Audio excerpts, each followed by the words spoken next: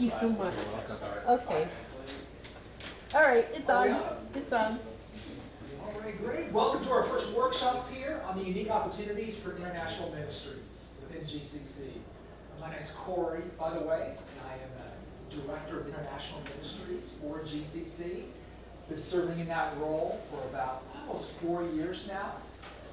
Also been pastoring down in Miami, a church called Paul Vista Community Church that is also part of GCC.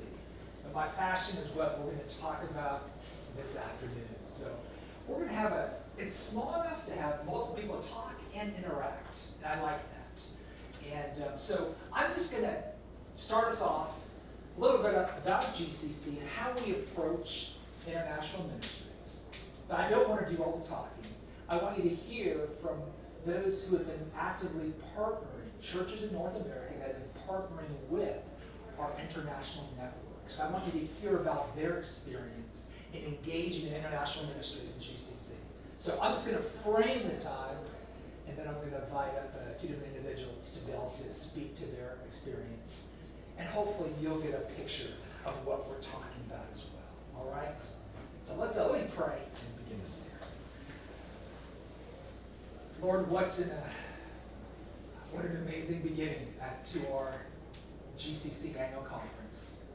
Thank you for elevating our eyes and engaging our affections in the spiritual blessings that you have for us in Christ and in the Godhead. In other words, I pray that you would just even continue that spirit of adoration as we go into a workshop mode here. We ask that you would stoke faith as well for what you're doing, for your heart for the nations, and how you want to involve us as local churches in what you're doing across the globe. So I pray for clarity. I pray for, Lord, insights to be gained. I pray for faith to arise, even for those here, to understand perhaps the role that they or their church could play in your greater picture and mission. That is what we ask in Christ's name. Amen. Amen. Amen. Well, God has entrusted to us, his people, a mission that's so much larger than one person, one church, or one nation, or one continent. It's all by God's design. I like to say that we have an impossible mission. I'm talking about the Great Commission. Go make disciples of all nations, right? Teaching them all that I've commanded. That is an impossible mission that is made possible only through partnership. First of all, with Christ, who promises authority and presence, right? But also partnership with one another. And I love that. There's a conviction there. And even embedded in the Great Commission, there's this interdependence that we need each other. This is something that we can only do together. Dare I use the words collectively? Great Commission, collective. So there you go, our very namesake. Just as church members need each other, right? We all have different gifts to the local church that God designed. Some of the hands, some of the feet, the eyes, the ears, right? We all need each other to build each other up, to mature to the fullness of Christ, right? So as members need each other, so do elders. We believe in a plurality of elders. Each elder brings different gifts of leadership to the church. They need each other. In a similar way, churches need other churches. We're not islands unto ourselves, right? That's why your church, most likely, is involved in the Great Commission Collective. We realize that we are better together. We're stronger together, particularly when it comes to church planting and strengthening and encouraging leaders. But we don't stop there. This is what we often stop with that. We're better together when it comes to church planting networks. It's not just USA or Canada trying to reach the world for Christ. It's church planting networks in their respective cultures and nations all working together to see the gospel advance and churches planted and the nations reached. So it is a collective approach. Networks need each other as well. It's that conviction of interdependence. You know what? I didn't even hand out the notes here. And I forgot I even had notes. I'm going to hand these out. I'm just going to keep talking and make sure you get these as well. I've already covered the first point. So that was the conviction of partnership. You'll see your notes there. I printed it up on this like new letterhead, but I realized letterhead kind of adjust the margin or something. I don't know. Dull the GCC kind of dominates there. Hope you can still read it. Well, that was the conviction of partnership. Number two, the contour of partnership. I already mentioned it's networks. When I say networks, I'm talking about church planting networks, of which we are a part right here in USA, Canada, and North America. Church planting networks. So here's our strategy in GCC, the contour of partnerships networks. GCC plants churches and strengthens leaders internationally, outside of North America, by strengthening and multiplying church planting networks across the globe. All right? I want to address some common questions and concerns when it comes to a local church like your own, considering partnering with God's work overseas, internationally, maybe working with a pastor or a church, whether it be Africa or Asia or Latin America. There's certain common questions when a local church is seeking to engage globally, internationally. The first one in your notes. How can we know that we're on the same page with those we're seeking to partner with? There's at times cultural distance or barriers. There could be linguistic barriers, and certainly your context and our context here in North America is going to be radically different than Emmanuel from Rwanda and Henry from Kenya. Two radically different contexts. Well, how can I serve a brother here in Rwanda or Kenya? And how do I know we're on the same page? Even if they do speak great English, but still there's that cultural difference, and that can be challenging to navigate. Number two, I want to be generous. We as a church want to be generous with our brothers and sisters in other nations. We want to see the gospel advance, but how do I know that the money that we're giving and want to give, is it really helping or is it ultimately hurting? Is it helping or is it creating more dependency? And I don't want to do that, but I want to be generous. So those are legitimate questions we face. Number three, can we meaningfully engage in church planting and strengthening in a culture that's not our own? In fact, very different than our own. That kind of taps into that first question as well.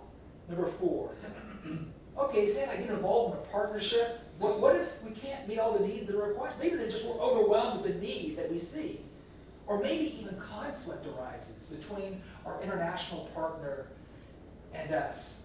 What do we do? And if there is conflict or we can't meet all the needs, will the ministry that we helped maybe even begin or facilitate collapse?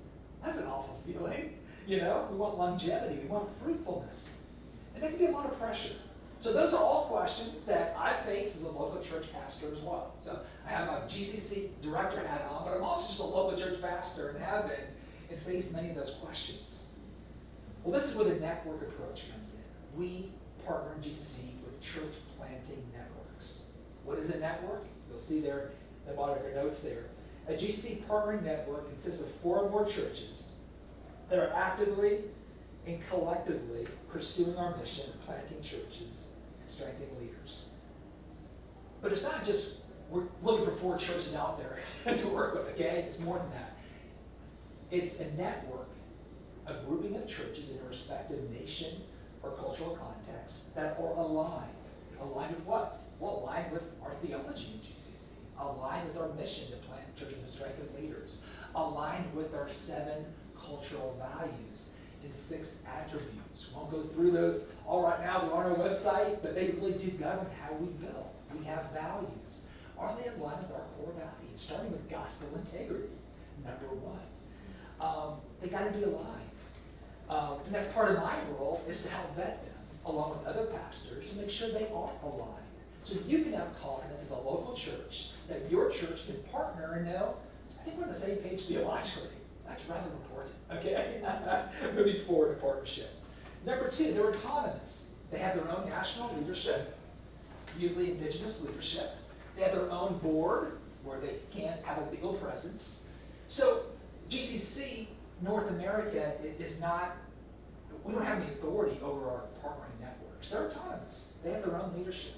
We're simply coming alongside and partnering with them because we want to help them flourish in their mission, which, by the way, is our mission, to plant churches, strengthen leaders. I think it's the Lord's mission, okay? The Great Commission. Number 3, they're indigenous. And this is in most cases, they're indigenous, but what we're getting at here is that this leadership knows the culture. They've been embedded in the culture. Those who lead that church planting network are not from the outside, they're from the inside. They live there. They know the heart language as well of the people they're ministering to, as well as the language itself. So they're indigenous. They know the culture and are able to contextualize methods as well as the message as well.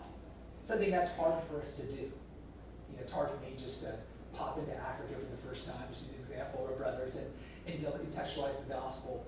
But our brothers know. They understand not only the gospel, but they understand their own culture. They're able to speak to it uniquely. And we prize that in GCC as well. So a partner, a GCC Partnering Network International is aligned, autonomous, indigenous, and lastly, enduring. I put enduring here this last year because if you're familiar with the missions landscape right now, there's a lot of talk about rapid multiplication. It sounds great, and certainly we're all about multiplication. We're going to talk about that. But it's not multiplication at all costs. We want healthy, deliberate multiplication. We want healthy churches reproducing healthy churches. And at times it takes time, but we want to see longevity. We're not just into quick, rapid multiplication for the sake of numbers itself. We want to build something that's enduring and prayerfully lasting as well. So that's a value of ours. That's why our mission is planting churches and strengthening leaders. Not just planting churches. Let's get them out, okay? Yeah. We want healthy churches with healthy leadership that plant healthy churches. That would preferably be enduring. All right, so those are networks. I'm going to keep moving on. I don't want to take up all the time. Here, number 3, international partnerships in your back page. We currently have 6 partnerships internationally right now. And we had the TV on. I don't know if it's still on, guys. You can help me there. I want to show you our 6. Did it kick off maybe? Or going to sleep mode there? I want to give you a little diagram. I'm going to show this tomorrow as well on Wednesday. So you're just getting a little sneak peek, okay? I'm starting to way on out of the way here. Can you guys see? Is it popping on here? There you go. There we go. In GCC, we have what's called member networks and associate networks. We have 6 total outside of North America. So you see US and Canada. That would be called maybe GCC Central. Okay. This conference is primarily made up of the churches of these 2 networks right here, USA and Canada. But we have partners on the ring here. 6 right here, formal partners. We have, in the left, member networks. You'll notice East Africa. All right. We have Caribbean and Eastern Europe. What are member networks? Let me just kind of give you a little definition here really quickly here so you can understand. Number 1, member networks would be those whose leadership would share our DNA down to the local church level. So not only is the network itself, we feel, and its leadership aligned with our theology, mission, attributes, and values, but we have a high degree of confidence as well that each local church in that church planting network shares our same DNA as well.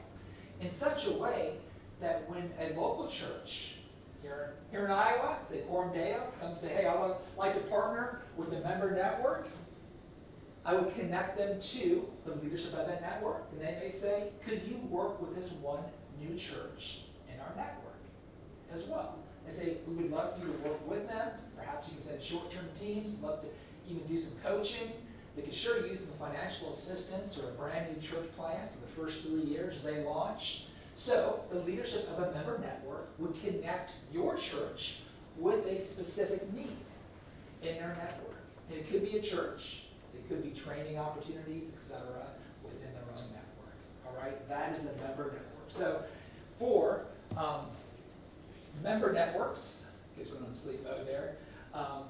For our member networks, thank you. For our member networks, each of the churches in these networks, we would count as a GCC church. So when you see the global statistics of GCC, it's including not just the churches in North America, but the churches that belong to these 3 member networks.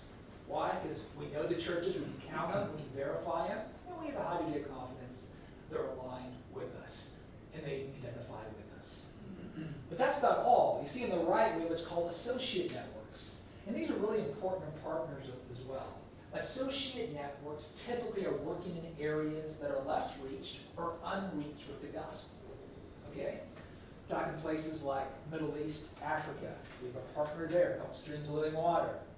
Nepal, South Asia, that's in India. Excuse me, we have one in India as part of South Asia because of security concerns. On this diagram, we have South Asia. But our partner is in India, okay? Paul Yuvraj. So, we have 3 associate networks. Now, once again, their leadership, I know their leadership personally.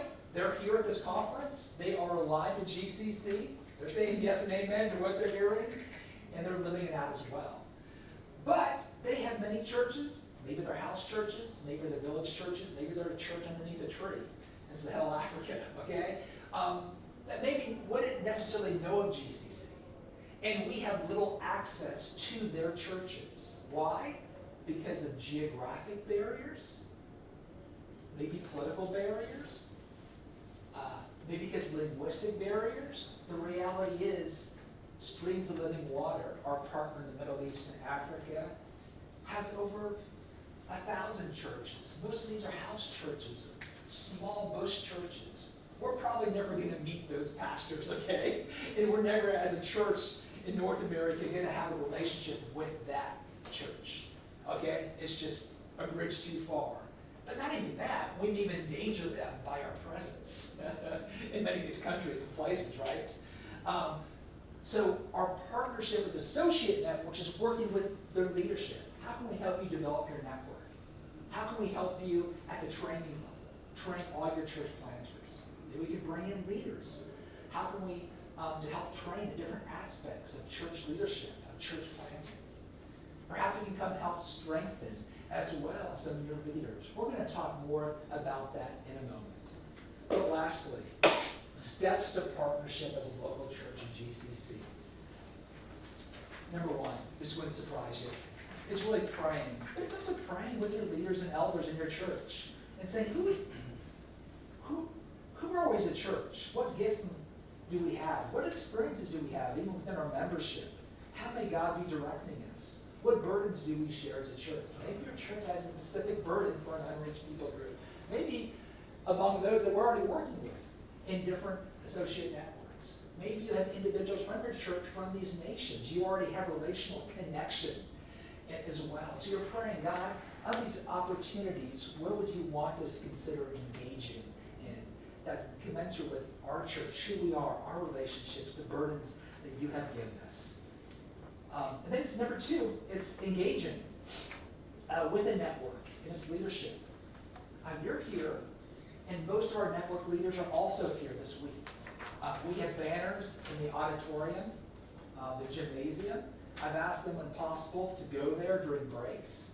I want you to be able to meet them, get to know our leaders. These are amazing men. Their wives aren't here, but they're incredible. I want you to get to know. These are GCC partners. Get to know them. Maybe it's going on a vision trip.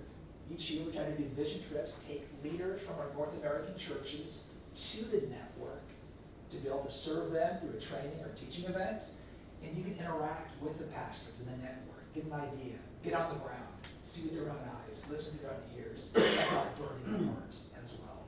Maybe it's sending a short-term team initially, responding to some of the needs that our network leaders have brought to us, and then going. And then lastly, it's giving as well. In GCC, we believe that giving really flows from partnership and relationship. So I'm just not asking you to give, we're asking you to pray, get to know, engage, and through that relationship and partnership, you're going to become aware of needs that you might be able to meet in a way that's redemptive and helpful and not hurting. Because they're the ones at the network level helping you, saying, these are the partnership opportunities, here's some of the needs. So this is going to help and not hurt them. It comes from our leadership as well. So those are some ways that you can engage. And that's the flyover. Just a question or two, then I'm going to give you some tangible examples of partnership for the rest of our time. But if I was unclear or maybe a question related to our strategy, feel free to ask. I couldn't read the slide there. The member networks, I had East Africa, the Caribbean, and what was the third one? Eastern Europe. Eastern Europe. And you're going to hear from you're going to hear from Marius in a second. Okay. He's the leader. You should hear Romania, Moldova. Yeah, So, gotcha. yeah. Thank you. And by the way, in your GCC conference booklet, you'll see a little write-up of each leader, some of their story. We might give you some of their story of how God has what He's done, prepared them, and brought them into leadership for the different networks. So East Africa, Caribbean, Eastern Europe, if you can't read it. Yeah. On the right, Middle East, Nepal, and South Asia. Not going to go into it now. All of us working together to help develop new networks in the future. We have emerging networks like Scotland. We have others in Central and Southern Europe that we're working with right now that we hope one day will become networks. So we're not just satisfied with 6 and onboarding more. We want to work together to help develop the next network as well, collectively and collaboratively. So the booklet will have more information in that diagram, I believe, as well. I think it does. At least I put it in there originally. We'll see if it is.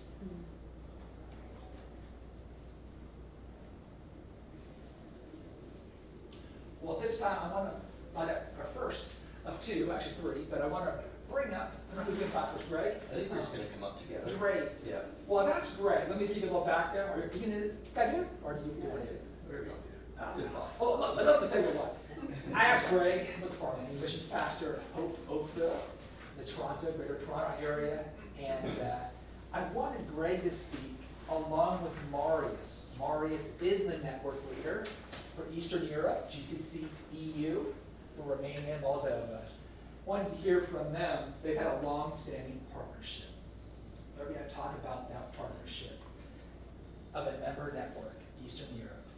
And then after they talk, I'm going to have Tyler come up here in the front from Doxa Church out in California, their missions pastor, who's beginning to form a relationship, a new partnership with an associate network, Middle East and Africa.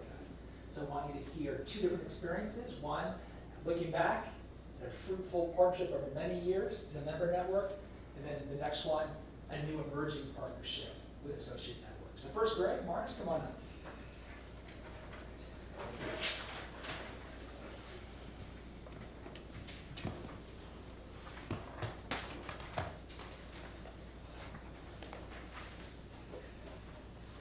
Hey everyone, my name is Greg McFarland. I'm Marius Mazin. We've had the privilege, or really the grace of God, to be in partnership, but I would even say friendship, for 13 years now. So, just as Corey shared, we just want to take a few minutes now, and we're going to talk through kind of the origins of that partnership, the types of things that our churches do together, and really the fruit of thinking long term, as opposed to maybe just sort of project by project. And so that's it. And as Corey said as well, feel free to interrupt at any point. Like if there's just a question you have in the moment, we're a nice small group, we can do that as well. And so, as Corey said, Greg McFarland in Oakville, just outside Toronto. Where are you? Brela. I'm in Brela, Romania, southeastern part of Romania, on the Danube River, closer to the border with Moldova and Ukraine. How old's the church? The church was planted in 2008, and so in 2011 we started this partnership with our sister church in Canada. Yeah. So when that started, we were introduced to each other. This was a bit before GCC, but there's a connection there. And so one of the things that we did to get things started was due diligence. So we went over, and really when you think of a long-term partnership, it's worth the investment of time and finances to go meet and see our friends there. And we quickly found that the Lord had really brought us together. We were praying, we don't want to rush into anything. We wanted to just philosophically as a church, we wanted to go deeper with a few partnerships as opposed to scattering superficially we took a team over, you know, we did some kind of service projects, but really it was to meet Marius and his leaders and worship at church, and just discern, is the Lord bringing us together? So that was our initial step. Would you add anything to that? Yeah, I just want to say that, you know, when they came over, it was really important for us that from the very beginning, they didn't come with superiority. Like, and they're a large church. At that time, I think our church was under 100 people. But they came with that attitude of, we are here to serve you. We are here to help without hurting you. And we appreciate that so much in all of the years of our partnership. So it became pretty clear over that visit that the Lord was bringing us together, and so we started thinking about, you know, like what do we do? Like, what do we do together? What is fruitful? And so I'll list off a couple of things here. We'll both kind of speak to each of these. But one of the things we started doing was teams, short-term teams. You know, we had a real conviction early on. Let's not just do teams for the sake of teams. It's expensive. There's a lot of people. It's a lot of burden on the host as well. They're trying to coordinate everything. So really in collaboration, what is most helpful? Like, brother, what do you need? You know, where are you at in your church? What are maybe outreaches that you're trying to do? So those conversations were very productive and actually led to meaningful, I think, meaningful work. And I'll talk more about teams in a minute, but you know, is there anything else that you'd want to say? Yeah, you know, after the revolution in Romania in 1989, Romania became one of the favorite countries for North American churches to come and do mission. And I used to be a pastor of a Baptist church, and we were in a relationship with a very, very large church in Dallas, Texas. I wouldn't say the name. It's not important, but I remember that, you know, just because they had the means and they had the money, they just came to us and they said, like, hey, we'd like next year to bring our youth choir to Romania. And I said, okay, how many do you have in your youth choir? And they say, we have 400. And I was like, and what are you gonna do here? And they said, we're gonna come here, you know, probably in the evening, and then the next day we're gonna play some basketball with some of your kids, and then in the evening we're gonna have a concert, and then we're gonna go. And I said, so you bring 400 people for 2 days of ministry, and you don't ask us anyway if this is what we need, you know, because they had their own agenda. And I said, guys, you're really bringing your carrier aircraft in our swimming pool. That was my impression at the time, you know? Like, you know, and they said, we don't care. That was their answer. We have the money, we're gonna pay for it. It doesn't cost you anything. And I said, it costs us because, you know, you don't understand. For us to kind of be with you, to translate for you, to kind of feed all of you, we have to put all of our church to work, you know, for 2 days of ministry, and we don't know what will be the results of that. So that was the attitude, but we never had that experience with Oakville. They always were like, hey, the ministry is yours. Tell us what you need. And if you don't need anything from us, great, we're gonna be praying for you, and that's it. We don't have to bring our people just in a touristic experience into Romania. And we appreciate that so much because it was releasing us from being forced, okay, we have to bring the Canadians. You know, we didn't. We were not forced at all to do that. Mm-hmm. So after that initial visit, we started making plans for the following years. Just thinking about, maybe you could speak to this too, Eric, it's like the progression with like kids camps, you know, from like year 1, 2, 3. Yeah, they came for the first kids camp that we did in our church, and because it was the first one, we kind of put together a process of discipleship for our people, and we said, like, why don't you come the first year and you're gonna do everything for us, and our people will watch you and they will learn from you. And then the second year, our people and your people will kind of do things together. And then in the third year, we are gonna do the camp, and we will just be there and do whatever we tell you to do. And they agreed to do that. And because of that, you know, they don't send teams now for kids camp because our team have learned how to do that. And so this partnership and the things that we did together actually strengthen our church in the way we serve in our own context. I'm going to talk more about that from the reverse in a few minutes, just the incredible blessing it has been on our church. And maybe just quickly before moving on from short-term teams, is just quickly say this. If in your church you're looking to do teams, be very diligent with who you send. You know, have a vetting process, have approval references, because they're representing your church, they're representing the Lord, and you don't want to do damage, right? You're looking long-term, you're wanting to build healthy relationships. And one person can really even, you know, really cause some trouble on a team, and especially as you're working with a new partner. So very big on that. The next thing we've done, this happened a number of times over the years and in different durations, but what I call like midterm, where it would be one person or two people, and they would go for a summer, or they'd go for 30 days. We had somebody go for a year to serve. But again, this was working it out together. What's helpful? And we have people that, you know, maybe they've just graduated university and they've got a year before they really, you know, want to get into their career. Maybe they've gone on a short-term trip. They have a heart for the people, and so, you know, there's a few of those. We had one young woman this summer when I was a teacher, so she had the summer off. She spent 6 years.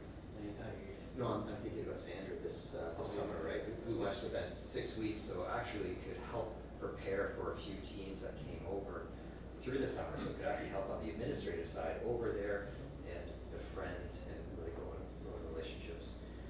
Anything you'd add to any of that midterm? Yeah, you know, sometimes we just believe that, you know, who's coming to in a short mission trip, they come to us, they have some very good experiences, and then they go home and they go back to their normal life, and sometimes we are left with the things that we have to kind of do after the camp, because there are things to do afterwards. The ministry just started with that camp.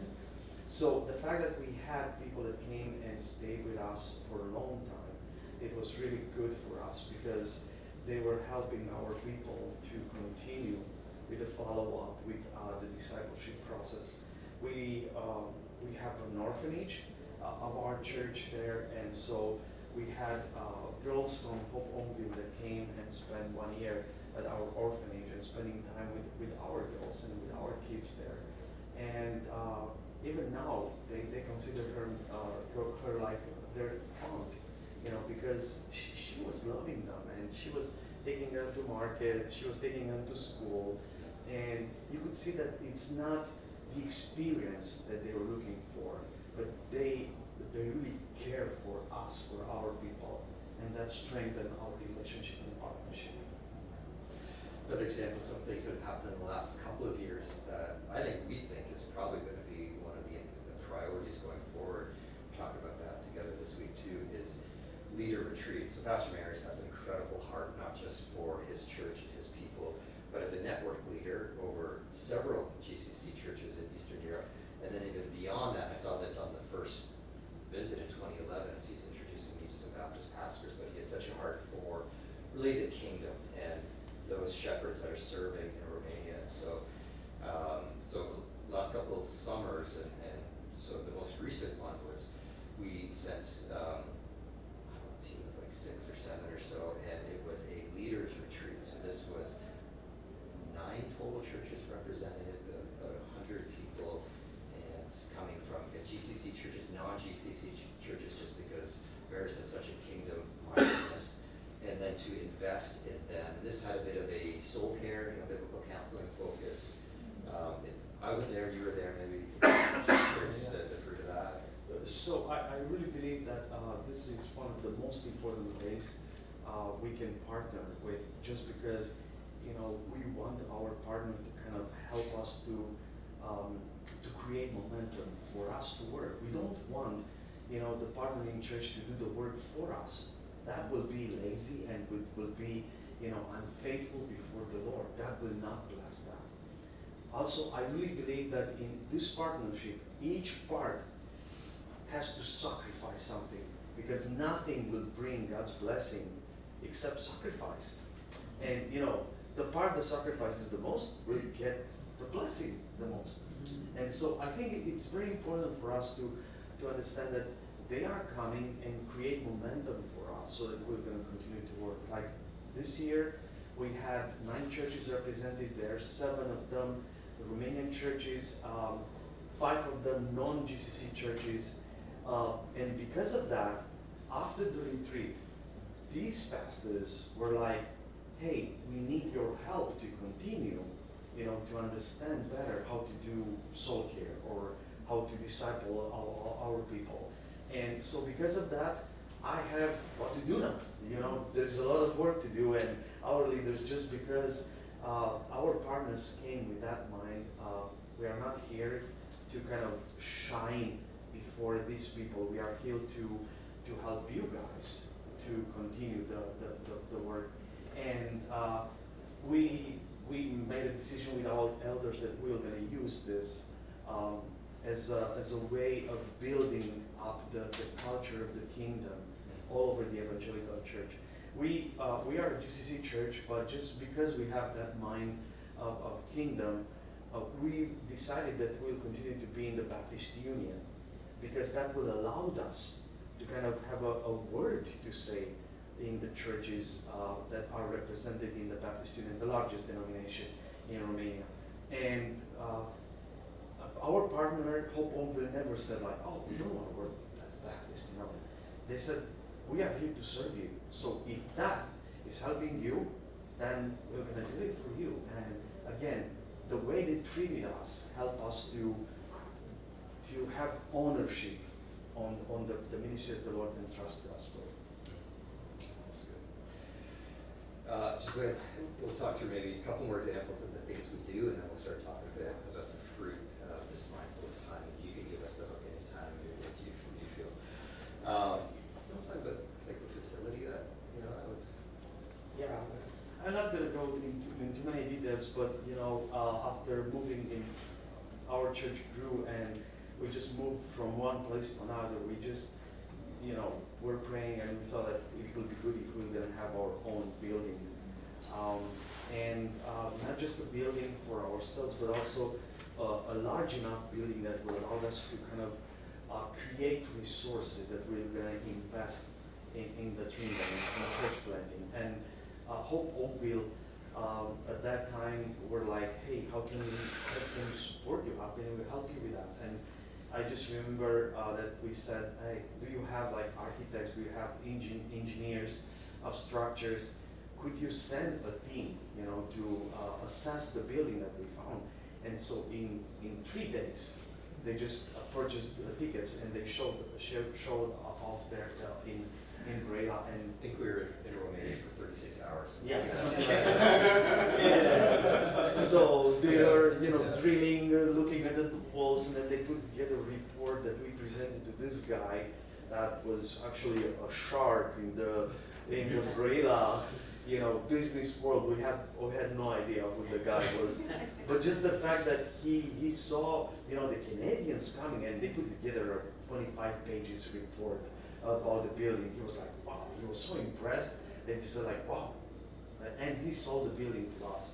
And also they were helping us kind of being the recipients of the donations of many people that loved us and sent money to us to help us with purchasing the building. And the Lord has encouraged us in a tremendous way with that thing. As pastor in Oakville, what I love about that story is an architect, an engineer, maybe 1 or 2 others. And so these are people with skills. God has given skills and aptitudes in these areas, and they got to use it for a global kingdom purpose. As the joy that they could come and do a due diligence report, put everything together. But for them, it was a delight. And so as a pastor, I love when we can engage our professionals in mission, that they can actually see, I can use my skill and do that. So that was a huge gift. I just said as well, guys, what I love about that illustration is that a lot of people might ask me, well, what's the partnership partnership going to look like? What can we do? Mm. I can give you general ideas and categories, but the reality is you're not going to know until you get into a relationship. Yeah, They would have exactly, known that exactly. because of That's the right. relationship, there were needs that Marius had that God had already answered through this partnership. And I think likewise, he has that for your churches that you engage. Mhm. But I don't know what they are yet, but once you enter that relationship over time, those become apparent, the ways that you can serve, not just with the pastors or elders, but I love that story as well, Greg. Yeah, that's well said. People in your church who have certain gifts that can use their profession to be able to bless in the ways that you could have never have anticipated prior to making a commitment and engaging. Yeah. And if I can add to that, I reminded myself about John 17, when Jesus is praying about the unity of his followers. I'm just thinking that there are only two ways we can do ministry together. And one will be for us to be focused on projects that we do together, but that mentality is not in John 17. And the other is we loved each other, we like one another because we love Jesus together. And then the Lord is discovering to us what we have to do together. So it is not as much as doing things together, but being together, because that's the testimony that will win the hearts of people, because we love one another. You know, cross-culturals, Canadians and Romanians, they have nothing in common, probably only the love for food. But, but nothing else, you know. But you know, when people see, as I gave you the example with the building, when that guy's like, who are these guys, you know, that came here in such a short notice? And we said, they are our brothers coming from Canada. They're like, I never heard anything like this. So that was the testimony, and I so agree with what Corey just said, because in this relationship, even if we don't do things together, I think the world will get to know our Savior, that we love together. But then we do things together, and we are more effective in all those things. That's good. That's well said. I think one of the joys of the partnership over the years is the church plants. So again, this to Corey's point, you don't know what you're really getting into initially, and through some years, and so two churches have come out of Brela. One CBU, where there's actually going to be this version of this conference next month at the church plant at CBU, which is very exciting, and another one just more recently launched in the north part of Bucharest. But that was something that we got to talk about, pray about. There was some financial support there. We've had both of those pastors over to Canada and spent some time with them, little mini internships with Betwell, one of them anyways, and so that's such a joy for our church to see firsthand people and then the opportunity. So for Hope Oakville, we basically think missions is church planting, church strengthening. That's about it. There's other compassionate and humanitarian things that can get linked through local churches, but at the end of the day, we want to plant churches and strengthen churches. This would be a strengthening church relationship both ways. I'm going to get to that, but then to see church plants come out of the relationship is a total joy. Yeah, and consider that. And the long-term relationship helps with that, because you know, I have the freedom because of our friendship and our relationship to say, hey, we you know, the Lord has called us to plant a church. Can you help us with maybe receiving this church planter for a week in Hope Oakville and invest in him, and they feel free to say no, not this time. You know, we can't. And I don't get upset on it, because we know each other. And we understand, you know, when it's possible, when it's not possible. And so we have that freedom of saying yes and also no when That that's the takes case. time. Yeah. And last thing, and then we'll talk about some of the fruit of a long-term partnership. It's so interesting, right, that the second church planted in Bucharest was Stefan. So that Stefan has now been partnered up with one of our church plants that we did in Canada. So it's like one of our church plants and one of your church plants. Now they've recently connected, and that's just so encouraging to see. Well, why don't we talk about this, the fruit of it? Maybe I'll just start. So go ahead. And I mean this, and I'm putting this first on purpose, but it's friendship. Like, you know, you're a friend, you are a brother. It's been 13 years. We talk every month, so there's it's not just, okay, what are we doing, or what's the next trip, and things like that, but we know each other's families, we know each other's lives, there's been tears shed, there's been prayer for, and that, I don't think I would have thought of that going into a partnership in the first, trip or two, or just trying to understand, because we're thinking gospel work as we ought to, but then just a byproduct of long term is this, right? And it's very special. Our wives love each other, know each other, and it's been a real gift. Our people, so there's been, I'll talk more about this in a minute, but there's been over 200, maybe even 250 people from our church over 13 years go to Romania. So the depth of relationship, just church to church, it's not just Marius and I. And the meaningful, ongoing relationships has been life-giving for people in our church, just to have brothers in other contexts like this. So I would say one of the joys and fruit beyond the gospel work has been the friendship. You can disagree, it's okay. And that's a miracle, because you have to know we are very different. Greg it's pretty introvert. He's very sarcastic. I learned about him. It's a good school. He discipled me into that. But in the meantime, just knowing that on the other side of the world there is this guy who is interested in me, and I can call anytime and I say, hey, I'm facing one of the most difficult season in my life. Can you pray for me? And you would say like, hey, I want to meet with you and pray with you.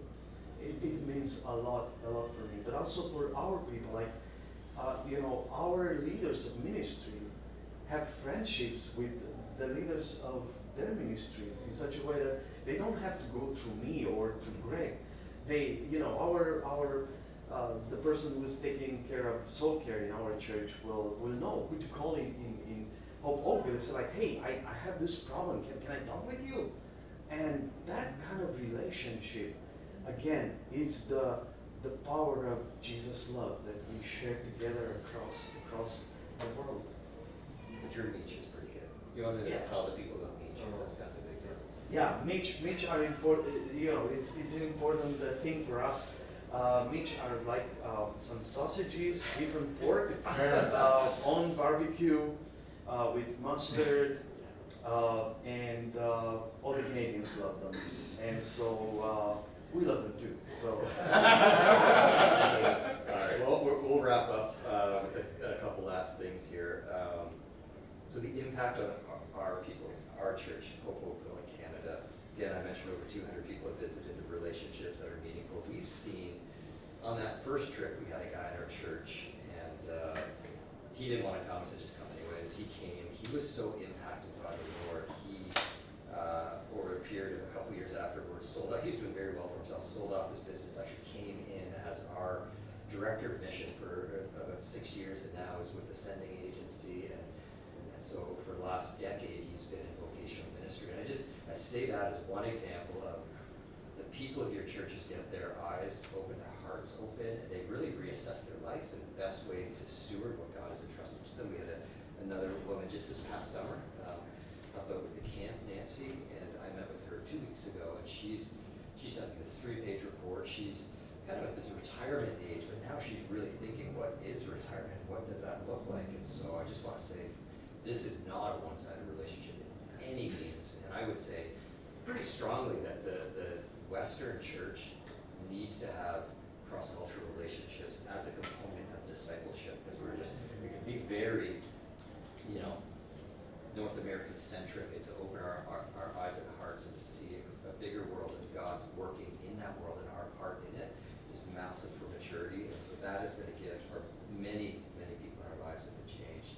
It is I would say too, whether it be teaching or whether it be other types of things, having this partnership gives a Great Commission outlet for giftings. I was referring to that with some of the skill-based stuff with our architects and engineers, but teaching gifts, leadership gifts are being utilized in our church, maybe in unique ways that may not get used as much back home. Administrative gifts get used for the sake of gospel advancement. It's a great joy.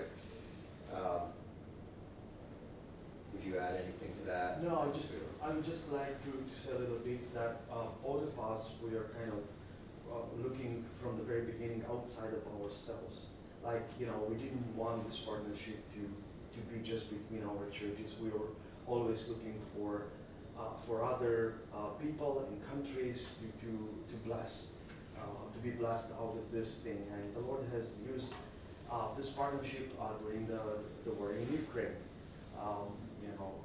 There are a lot of good emotional waves coming from North America when the war started, and people wanted to send money, and it's like not yet, because in the first wave, those that ran away from Ukraine were not refugees, were wealthy people that had money and means to run away. And we said like, wait, the emotional wave will disappear, and then we're gonna go and help. Let others to do this, and they've done that. And Hope Oakville, just because they trusted us, and also GCC, they did exactly the same thing. We said, not yet, wait a little bit. And then after that first wave, we just went into the country and we saw the real dramas. We saw old people that were alone. We saw women with kids that nobody, took care of them. And then we identified Ukrainian churches that were already serving their people with the little thing that they had. And so we kind of partnering together to go and serve the local churches so that they were gonna do that thing. And the second thing will be Greece.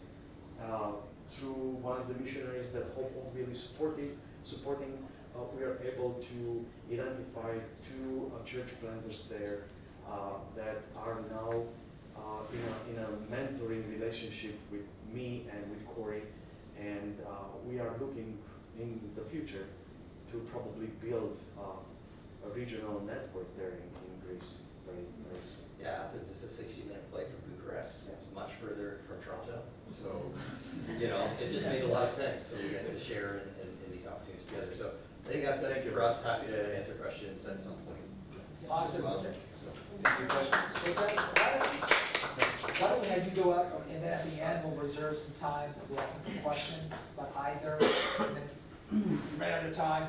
You want to stay later, have a few minutes, we'll do that. Just want to reserve time for this year. Well, thank you. That was I just really enjoyed listening to both of these men and hearing their heart for partnership. And and Marius mentioned toward the end, it's not even just about, hey, we're looking for this partnership to be about us, but it's about relationship with Jesus Christ, and because we're united in Him, this goes beyond just, hey, we have a lot of things in common with each other. In fact, that's the beauty of the gospel, is that those of us who have almost nothing in common have a really sweet fellowship that the world can't even possibly understand. And so when we talk about partnership, the word koinonia, I'm not going to give you a big Greek lesson, we translate it as partnership, fellowship, all right, working together. So what this is relationship. And I'm going to kind of just piggyback off of everything you just heard, because I don't know if I have anything new to add to it. It's kind of like the Monday sports explanation where they got the grease board and all these guys in suits explaining how the guys who are real athletes did all these things. Kind of do the same here. Like, all right, let me explain to you what you just heard. All right, what are some of the key things that are happening there? I'm from Cincinnati, so I have zero emotional attachment to sports.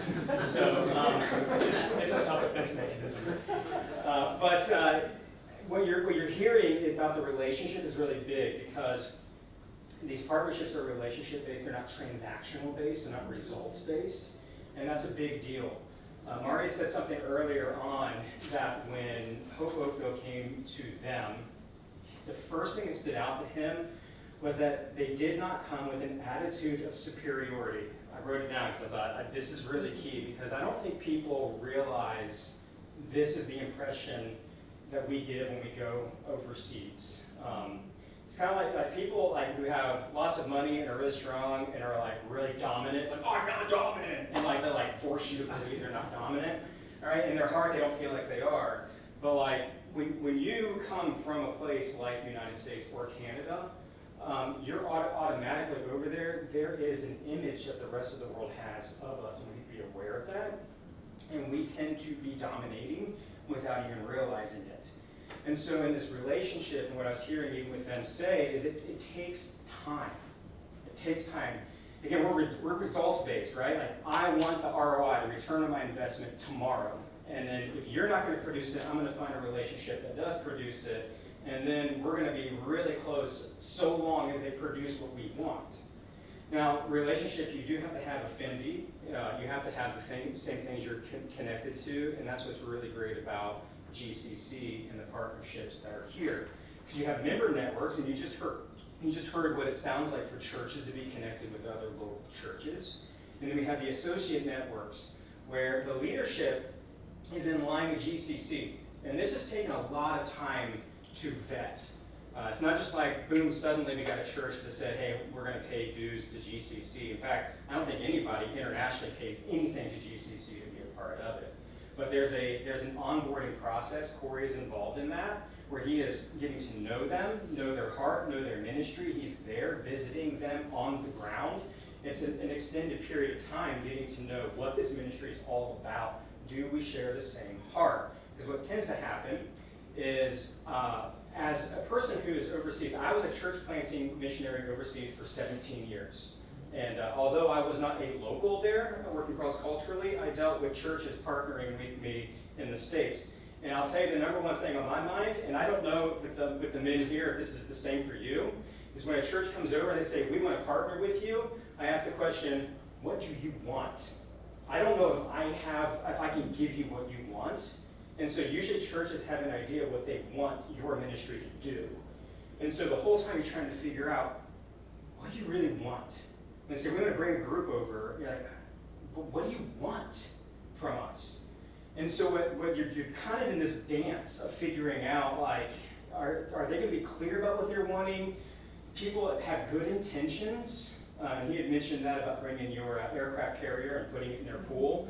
Good intentions. Like, oh, this is going to work, and you're going to be so blessed by us. When in reality, it's like so much work, and it costs us so much more. We would rather you just not come. But like, what happens is that people already have a preconceived idea of what needs to be done, and we're going to go over and do that. And I don't want to get too far off track, but what we need to realize is building trust takes time.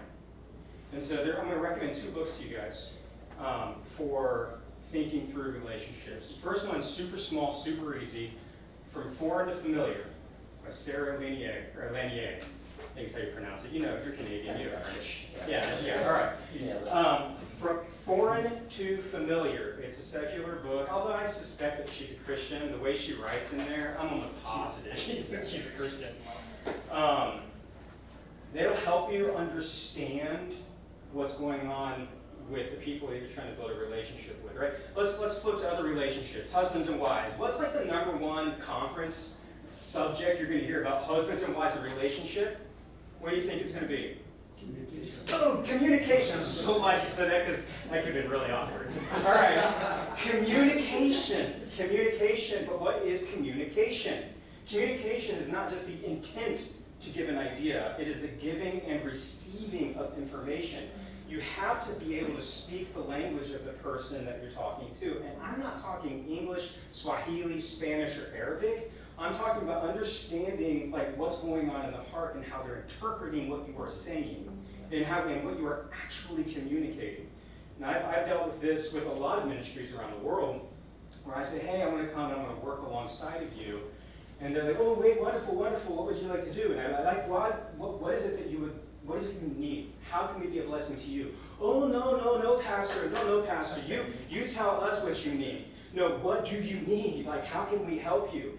And then we'll present something. We say, all right, so here after we've discussed it, they finally give us an idea, and we talk about, all right, so when we come, we're going to work with you guys. How does this look? Oh, wonderful, Pastor, wonderful. No, seriously. How does this, help me understand culturally what is going on here?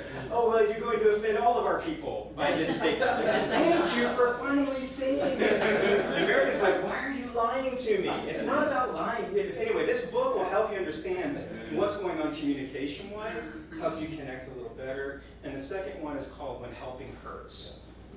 Definitely need to get that because, and you heard that in the story, people are like, we're going to help. And what ends up happening is you end up hurting ministries.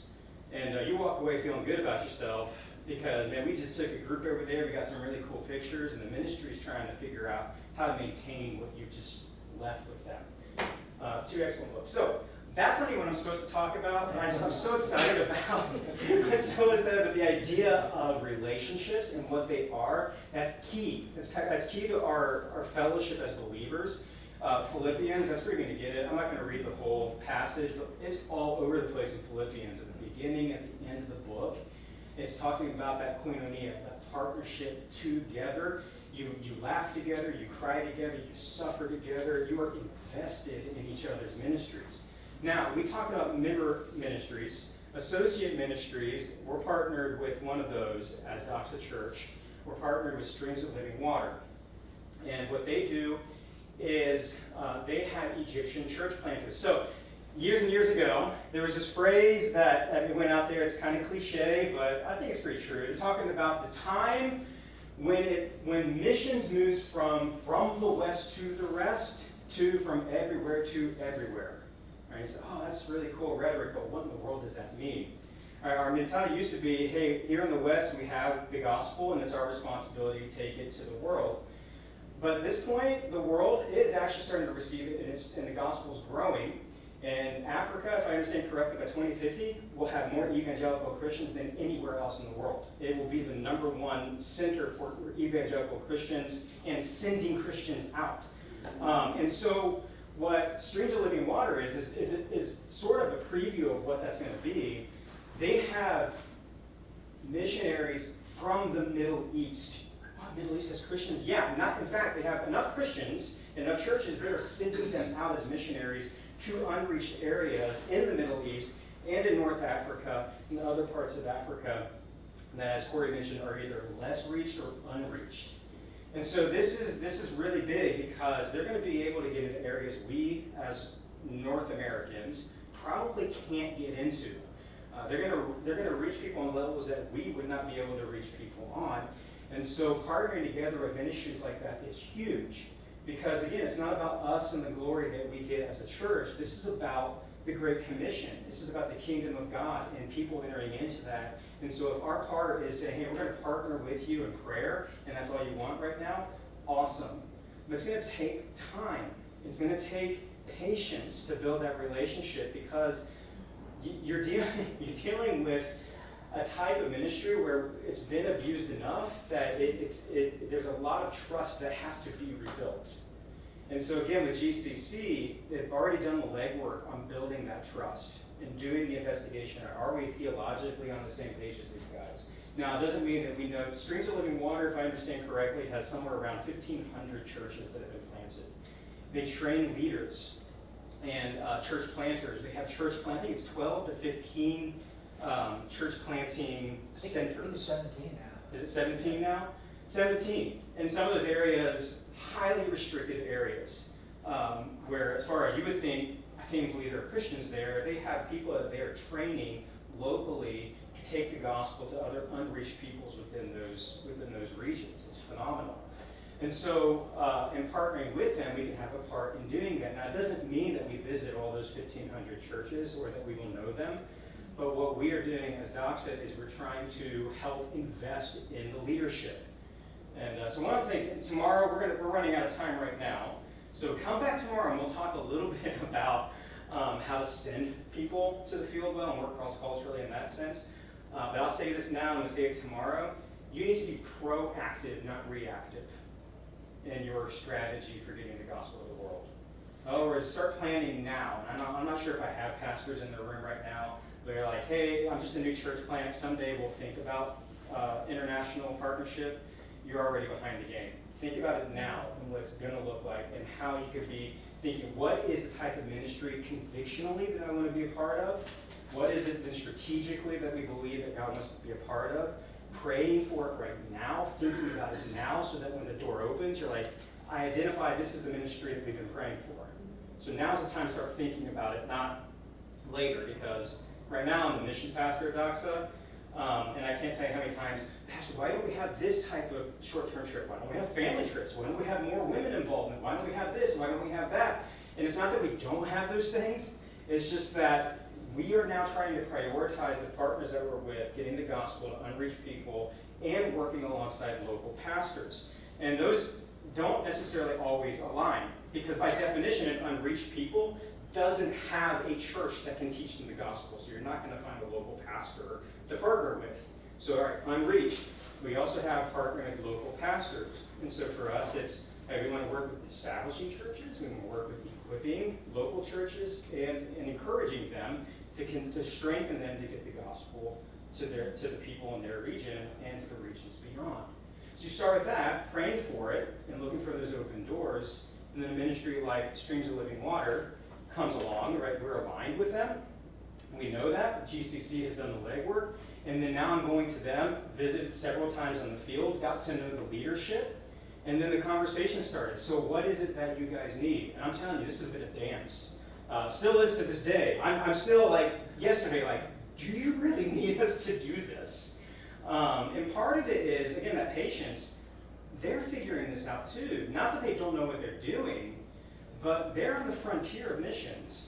And so, like, you've got to be flexible with this. You can't be like, 100% this is the formula that's going to work. They're figuring out, all right, this is what we believe scripturally is the right method, but we may have to adjust this because it's just it's in a context that we haven't worked before, and plus you're working with Middle Eastern workers working in another. So we're like 3 cultures removed from a lot of this stuff ourselves. And so what we're trying to do as a church is say, hey, look, we know you as the leadership. I don't know all the churches under the ministry. We know you, we love you, and we want to build that relationship with you. We want to be able to help strengthen you and equip whatever leadership is there.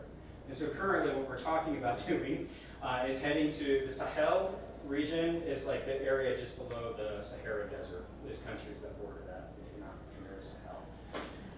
There's a region there, they have a lot of workers. They're going to bring in a lot of their workers. They want to do similar to what they had talked about, a time for restoring and pouring into the Middle Eastern workers that are there who are working in unreached areas. They need some medical care, they need counseling. They talk about marriage counseling, trauma counseling. There are families who have been recently, within the last year at least, that were arrested. Wives and children were arrested. They faced a lot of abuse, a lot of things that have really traumatized a lot of them. And they're not within cultures that even recognize trauma, and so they're carrying this stuff around. They want help. It's not like, hey, we know how to trauma debrief and counsel. They're like, do you know anyone who could help with this? Anyone who has any experience, and people who have gone through traumatic experiences and how that's connected with the gospel. How do you speak the truth of the gospel into this situation? And so that's what we're looking at doing here in the near future, is hosting a conference like that. But it could change, so it may not always be the same thing. And so that's what we're constantly trying to find out in the relationship. And you heard it with Greg and Marius, is that it's relationship based. And it's constantly saying, so how can we help you? How can we enhance your ministry? And even that means that, like, we don't get credit for it, doesn't really matter. We want to pour into those relationships. And I think anytime in relationships, that's what it's all about, right? Again, going back husband-wife idea, if each person is committed to the well-being of the other, both are going to be taken care of quite well. And I think that's what we're really wanting and aiming for, is how can I genuinely care for you well? And understand communication is going to be big on that. But again, that takes time, and it takes being with them, going alongside of them, praying with them, hearing their heart, walking alongside of them. Anyway, that's where we are in associate ministries. I'll have Corey come up. I think we'll have question and answer for about 5 minutes. Thanks, Tyler. We have about 5 minutes, but we can stay a little longer. We can unleash you after 5, 4:30 we need to go. If you have a few more questions, we'd love to interact with you. But any questions for either Tyler or for Greg or Marius? So either one, those who share member networks, Romania, associate networks, Middle East, Africa.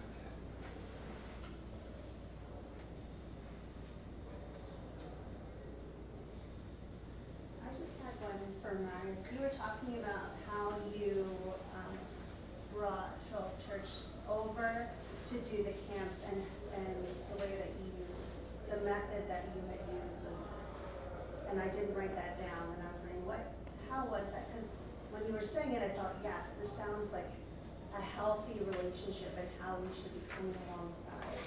What, could you? Yeah, so recap that? in the first year, they came and they did the camp for us, and our people were watching. And the second year, we kind of do it together, Okay. partnering together. And in the third year, we've done the camp, and they were doing what we told them to do. Because, discipleship is important, and the attitude of, we don't want to create dependence on us, it was so healthy from the very beginning. Yeah, thank you for that. Great, any other questions or comments? You're giving examples of one church in America partnering with another church somewhere else. Are there examples of 2 or 3 churches in America coming together to work with another church, or is that too complicated with different streams? It could be, but typically it's with the network. If that network leadership would want multiple churches to work together with one church, it's possible, but typically they have a variety of needs. It may be one church with one church. But that is certainly possible. And I think that could be the case in the future, even some needs. Even with, what DOXA is doing with Associate Network Streams, DOXA is leading the way and putting on the strengthening. But there's already other churches who are saying, wow, we're interested in what you're doing. Could we bring someone along on that trip?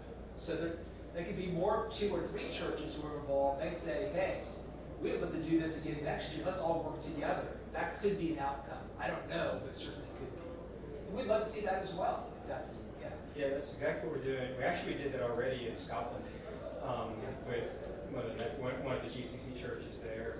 We took a combined trip with Reclamation Church from Pittsburgh, another GCC church, and went over together for a project. And so, yeah, and a lot of that depends on even the leadership in the country. You say, all right, they get to know us and they know our strengths, and say, I think DOXA could offer this. I think Reclamation can really offer this. And so we're still all in communication with each other. It's not like we're hiding what we're doing with each other. And then sometimes we're like, I think combined, you guys could actually really make an impact coming here together and doing this one thing.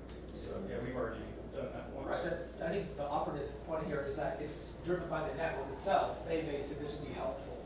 And as opposed to us saying, we got 5 churches, we want to do this. Yeah. Rather than saying, the network saying, we can use multiple churches to help us with this. Put on this conference, or do this training, or partner with this entity. We would say, great, we love it. Good question. Any others?